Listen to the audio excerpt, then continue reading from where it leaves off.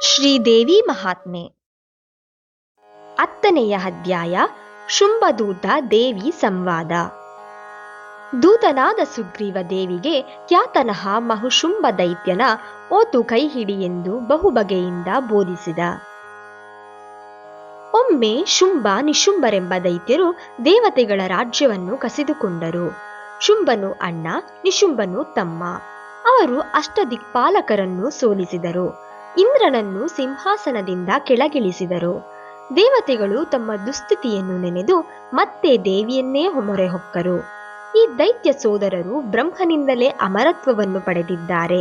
ಸ್ತ್ರೀ ಹೊರತಾಗಿ ಬೇರ್ಯಾರೂ ಇವರನ್ನು ಕೊಲ್ಲಲಾರರು. ಆದ್ದರಿಂದ ದೇವತೆಗಳು ಹಿಮಾಚಲಕ್ಕೆ ಹೋಗಿ ಅಲ್ಲಿ ಪಾರ್ವತಿಯನ್ನು ಕಂಡು ನಮಸ್ಕರಿಸಿ ತಮ್ಮ ದುಃಖ ತೋಡಿಕೊಂಡರು. ದೇವತೆಗಳು, ಏ ಮಹಾಮಾತೆ, ಅನಂತ ಕಾರುಣ್ಯ ಗುಣಪೂರ್ಣಳೆ, ಮಾಯಾರೂಪಿಣಿ, ಮಧುಕೈಟಭಹಾರಿಣಿ, ನಮೋ ನಮೋ. ವಿಶ್ವರೂಪಿಣಿ, ವಿಶ್ವದಾರಿಣಿ, ನೀನೇ ಸರ್ವಶಕ್ತಿ, ಸರ್ವಸ್ವರೂಪಿ ಆಗಿರುವೆ, ನೀನೇ ನಮ್ಮನ್ನು ಸಲಹು ಎಂದು ಪ್ರಾರ್ಥಿಸಿದರು. ಪಾರ್ವತಿಯು ದೇವತೆಗಳ ಪ್ರಾರ್ಥನೆಯನ್ನು ಆಲಿಸಿ, ನಿಮ್ಮ ತೊಂದರೆ ಏನು ಹೇಳಿ ಎಂದಳು. ದೇವತೆಗಳು, ದೇವಿ, ನಮಗೀಗ ಮತ್ತೆ ವಿಪತ್ತು ಬಂದಿದೆ. ಶುಂಭ ನಿಶುಂಭರೆಂಬ ದೈತ್ಯರು ನಮ್ಮ ಅಧಿಕಾರಗಳನ್ನು ಕಿತ್ತುಕೊಂಡಿದ್ದಾರೆ. ನಾವು ಧೈರ್ಯಹೀನರಾಗಿ ಇಲ್ಲಿಗೆ ಬಂದಿದ್ದೇವೆ. ಆ ದೈತ್ಯರನ್ನು ಕೊಂದು ನಮ್ಮನ್ನು ರಕ್ಷಿಸು ಎಂದು ಬೇಡಿದರು. ದೇವತೆಗಳ ಪ್ರಾರ್ಥನೆಯನ್ನು ಆಲಿಸಿ ದೇವಿಯು ಅವರನ್ನು ಅಲ್ಲಿಯೇ ಇರುವಂತೆ ಹೇಳಿ ಸುಂದರ ರೂಪವನ್ನು ತಾಳಿದಳು. ಆಗ ಚಂಡಮುಂಡರೆಂಬ ದೈತ್ಯರು ಶುಂಭ ನಿಶುಂಭರನ್ನು ಹುಡುಕುತ್ತಾ ಹಿಮಾಚಲಕ್ಕೆ ಬಂದರು. ಅಲ್ಲಿ ದೇವಿಯನ್ನು ಕಂಡು ಆಕೆಯ ಸೌಂದರ್ಯಕ್ಕೆ ಬೆರಗಾದರು. ಚಂಡಮುಂಡರು ಶುಂಭನ ಬಳಿ ಹೋಗಿ ತಾವು ಹಿಮಾಲಯದಲ್ಲಿ ಕಂಡ ಸುಂದರ ತರುಣಿಯ ರೂಪವನ್ನು ವರ್ಣಿಸಿದರು. ಶುಂಭನು ಇದನ್ನು ಕೇಳಿ ತನ್ನ ದೂತನನ್ನು ಹಿಮಾಲಯಕ್ಕೆ ದೇವಿಯ ಬಳಿಗೆ ಕಳುಹಿಸಿದನು.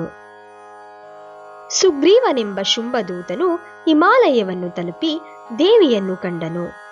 ನೀನು ಯಾರು?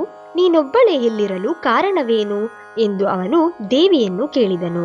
ಪಾರ್ವತಿಯು, ನನ್ನ ಗೊಡವೆ ನಿನಗೇಕೆ? ನಾವು ವನಜೀವಿಗಳು, ಮೊದಲು ಇಲ್ಲಿಂದ ನಡೆ ಎಂದಳು. ಸುಗ್ರೀವನು, ಈ ಕಾಡಿನಲ್ಲಿ ನೀನೊಬ್ಬಳೇ ಇರುವುದು ಸರಿಯಲ್ಲ, ನಿನಗೆ ಯಾರೂ ಜೊತೆ ಇಲ್ಲ ಎಂಬ ಮಾನವೀಯತೆಯಿಂದ ಕೇಳಿದೆ, ಇದರಲ್ಲಿ ತಪ್ಪೇನಿದೆ ಎಂದು ವಿನಯದಿಂದಲೇ ಕೇಳಿದನು.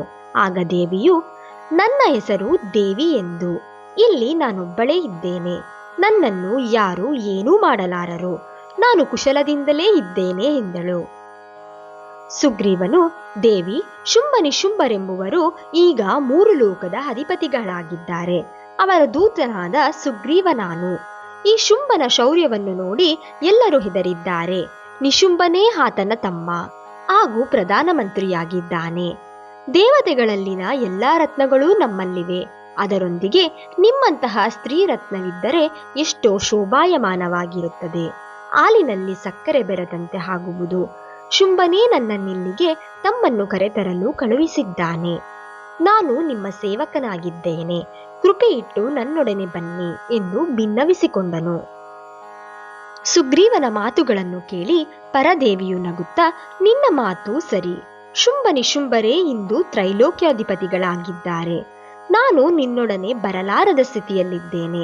ನನ್ನ ಪಣವೆಂದರೆ ಯಾರು ನನ್ನೊಡನೆ ಯುದ್ಧ ಮಾಡಿ ಗೆಲ್ಲುವರೋ ಅವರೇ ನನ್ನ ಪತಿ. ಇಂದಿನವರೆಗೆ ಯಾರೂ ನನ್ನನ್ನು ಜಯಿಸಿಲ್ಲ. ಆದುದರಿಂದ ನನಗೆ ಪತಿ ಸುಖವು ಇದೆಯೋ ಇಲ್ಲವೋ ತಿಳಿಯದು.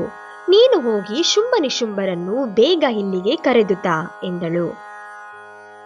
ದೇವಿಯ ಮಾತಿನಿಂದ ಸುಗ್ರೀವನಿಗೆ ಕೋಪ ಬಂದಿತು. ಶುಂಭ 3 ಲೋಕಗಳ ಅರಸು, ನಿಶುಂಭನೋ ಮಹಾವೀರ. ಅವನು ನಿನ್ನ ಬಳಿ ಯಾಕೆ ಬರಬೇಕು? ಸಮಸ್ತ ದೇವತೆಗಳನ್ನು ಜಯಿಸಿದವರಿಗೆ ನಿನ್ನೊಡನೆ ಯುದ್ಧವೇ?